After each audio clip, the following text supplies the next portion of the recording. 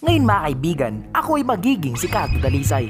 And ngayon, magtutuos kami ni Black Rider dito sa Minecraft.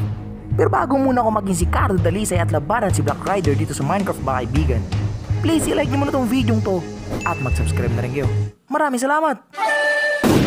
Right yun oh. So ngayon mga kaibigan, magpa-practice muna ako dito sa aking baril man. Kasi ngayon meron kaming mission dun. And kailangan ko puntahan yun. Kumbaga, mag-raid kami ng mga drug pusher no. Kaya ito muna mga kaibigan.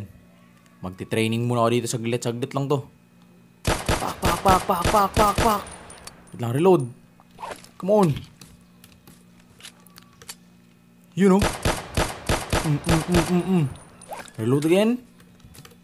Eto, lagot kayo mga drug pusher kayo man. Uubusin ko kayo kapag nanlabang kayo sa akin. O, diba yun o. Yan, malayo yan pero sapol na sapol sa akin yan yun o. Boom! Okay. Eto pa. Boom. Boom. Yes, sir! Okay. Mukhang maganda-ganda yung training natin mga kaibigan. Sakto na siguro yun ano. So ngayon, tara na, puntahan natin yung location kung saan magaganap yung aming raid ng mga dun sa mga drug pusher. Tara. Baka nauna na yung mga kapwa ko polis dun. Kaya ngayon, eto, sakay na tayo dito sa sasakyan. Let's go! Alright, here we go. Punta na tayo dun mga kaibigan. Tingnan natin to. Alright. Asan na banda to? Kasi eto na yung village dito na banda yun eh. Kasi nga may talamak daw dito tol.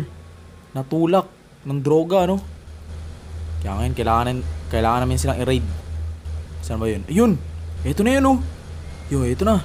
Mukhang naunahan na nga talaga ako ng mga kapwa ko polis. Okay, eto na. Uy, andito rin pala si General. Ayun oh. Okay, tara. Hey sir! General!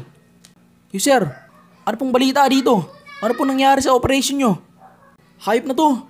Inunahan tayo ni Black Rider na mahuli ang mga drug pusher. Ngayon, yung mga drug pusher ay bangkay na. Dahil nangialam na naman si Black Rider. Kaya ano naman sasabihin natin dito sa batas? Ano? So ibig sabihin, lahat ng mga drug pusher, lahat sila patay na, bangkay na. Naku mga kaibigan, pinakailaman na naman ni Black Rider man. Naku po, kailangan namin sila ng buhay. Kasi nga, kailangan namin silang paaminin kung saan nanggagaling yung droga and kung sino ba yung drug lord nila. Naku po, kaso pinatay sila ni Black Rider. Pero General, yung mga droga, asan ba? Yun nga din eh. Pati ang mga droga, tinangay niya din. Hindi ko alam kung nagbida-bida lang ba yun or kung ibibenta niya din ulit yun. Kaya kailangan talaga natin mahanap yung Black Rider na yan. Ano pati yung droga man? Tinangay niya rin, kinuha niya rin tol. Oh my goodness. May mga witness po ba General? Baka pwede natin silang matanong. Hindi ko alam kung meron bang witness sa pangyayari. Kaya magtanong-tanong ka sa mga tao dito. Baka sila nakakita sa pangyayari. Nako po, mahirap itong mga kaibigan. So hindi rin alam kung meron bang witness pero bahala na.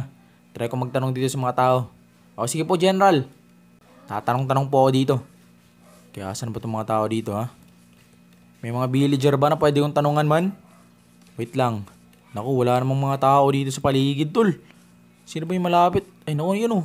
May tao dyan kaso hindi niya naman kita yung pangyayari kasi nasa baba siya. Tapos nagsasaka siya.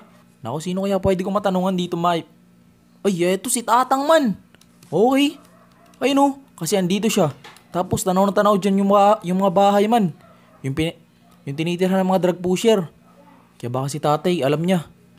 Hey Tang, may nakita po ba kayong ano dyan? Yan o, sa mga bahay na yan o. Kasi alam niyo naman po, di ba, may mga drug pusher dyan. And ngayon, may nangialam daw na tinatawag nilang Black Rider. Pumunta dyan at pinatay lahat ng drug pusher. And nakita niyo po ba yung pangyayari? Narinig ko lang ang putukan ng baril sir. Kaso, ang buong pangyayari, hindi ko nakita. Pero nakita ko rin ang pagdating at pag-alis ng tinatawag nilang si Black Rider. Uy, eto mga kaibigan. So nakita pala ni Tatang man yung pag-alis ni Black Rider. Okay, saktong-sakto to. Pwede namin mahanap man. Kasi nakita ni Tatang kung saan siya dumaan at umalis.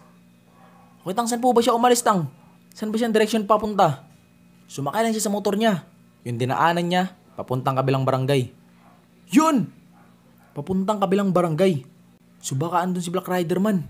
Okay. Sige tang, thank you po. Okay. So ngayon mga kaibigan, may witness pala man si Tatang man. And yun, sabi niya, dumiretso daw si Black Rider tapos yung dinaanan, papuntang kabilang barangay. Dun yun yung pinakamalapit na barangay dito eh. Baka andun yun. Kaya tara natin puntahan. General, may nakausap po akong witness.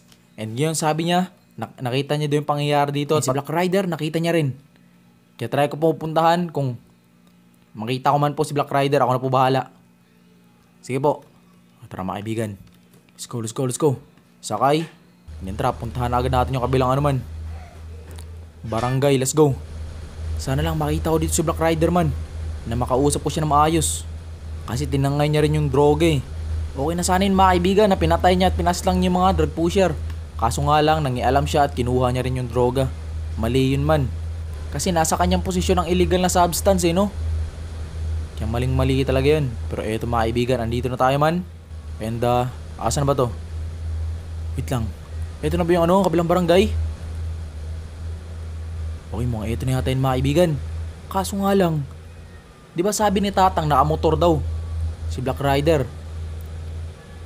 Okay, kailangan nating tumingin ng mga motor dito. Once may nakita tayong motor, tingnan natin yung paligid, baka sa kanya yun. At baka andito si Black Rider man. Okay, wait lang. Meron bang motor dito? Asan na to? Yo. Uy! Yo! Tingnan nyo! Wait lang. May nakikita akong motor. Parada ko lang to ha. Yan. Okay. So wait lang mga kaibigan, may nakita akong motor Yan na kaya yung motor ni Black Rider? Ayun look at that. Okay, wait lang. Kunin ko lang muna dito ang aking pack. Aking mga kagamitan man, pang police man. Kasi just in case lang. Kasi di natin alam mga kaibigan ano mangyayaring yan. Kaya kunin muna natin to lahat. Eto mga kaibigan, suot natin to. Pack. And then, pack. Here we go. Ready na ako. Tignan nyo naman yun mga kaibigan AFP. Army of the Philippines uniform. Look at that. Alright. Eto man, kakausapin natin na maayos si Black Rider man kung andito man talaga siya. Okay, let's see. Eto. Yo, wait lang. Ito yata yung barangay hall Bakit nandito yung motor ni Black Rider man? Nandito ba siya sa barangay hall? May kapit ba siya dito, tol? Wait nga lang, tignan nga natin yung loob. Pasok nga tayo dito. Yo! Andito nga siya man! Hey! Black Rider! Ano tol? Bakit mo pinakailaman yung mga drug pusher dun? At pati yung droga, bakit kinuha mo rin, tinangay mo lahat? Pang ilam mo na to. Mahilig ka talaga mga alam no, ba't di mo lang iiwan sa amin mga pulis? Kami na ang bahala. Wala kayong kwentang mga pulis. Hindi nyo kaagad dina-actionan ng mga bagay-bagay. Sabay, kung a-actionan nyo man, may nakakalusot pa rin. Dahil nakukuha kayo sa pera. Mga wala kayong kwenta. Kaya nilagay ko sa mga kamay ko ang kaligtasan ng taong bayan. Nangingialam ka tol. Mali yung ginagawa mo. Iiwan mo na sa amin yung mga pulis kasi trabaho namin yan. Kailangan kong mangialam. Dahil kung walang mangingialam, walang magagawang pagbabago. Kung hindi ko pinaslang ang mga drug pusher, edi marami pang napahamak. Pero labag sa batas yung ginagawa mo, boy. Ha? Unang-una, pumapatay ka. Labag sa batas yan. And then ngayon, kinuha mo pa yung mga droga. Nasa illegal possession ka ng illegal substance man. Kinilalabag mo ang batas. Wala ka sa tama dito. Labag na akong labag. Wala akong pake.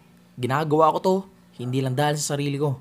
Ginagawa ko to para sa kapanganan ng lahat. Yung mga droga, ibigay mo lang sa akin para hindi na humaba pa itong usapan na to. At malaya ka. Kahit mali yung pagpatay mo, okay lang yun. Basta ibalik mo yung droga na yan. Dahil kailangan namin yan. Ako na magde-dispatch na ito. Dahil kayong mga pulis, baka ano lang din gawin nyo dito. Hindi pwede. Umiinit na ang ulo ko dito Hindi tama yung ginagawa mo. Kung sa mga mata nyo, hindi tama, pues sa akin, alam ko ginagawa ko. Ito ang mas makakabuti para sa lahat. Alam mo, eto na. Tama na. Kailangan na kitang arestuin. Kasi ayaw mo makipag-cooperate and ayaw mo makipag-usap na maayos. Gusto mo yung masusunod. Kaya ngayon, may karapatan ka manahimik at aarestuin kita. Sa ngalan ng batas. Oh! Yo! What the? Nanglaban siya mga kaibigan! Oh my goodness! No! What the heck mga kaibigan? Tingnan nyo tol. Si Black Rider ang laban mga kaibigan. Meron din pala siyang baril man. Nakita nyo ba yun tol? Bigla niya akong sinunggaban tol. Pero buti na lang. Meron akong armor dito. Alam mo? No! No, no, no, no, no!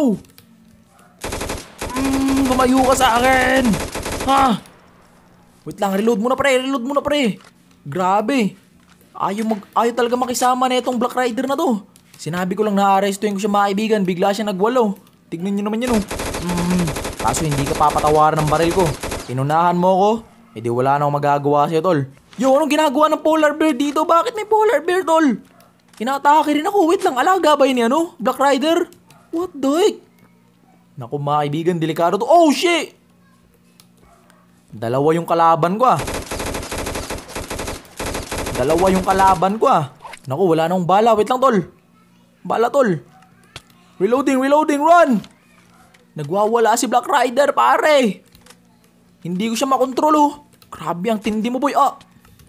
No, no, no, no, no, no, no, no, no, no, no, no, no, no, no.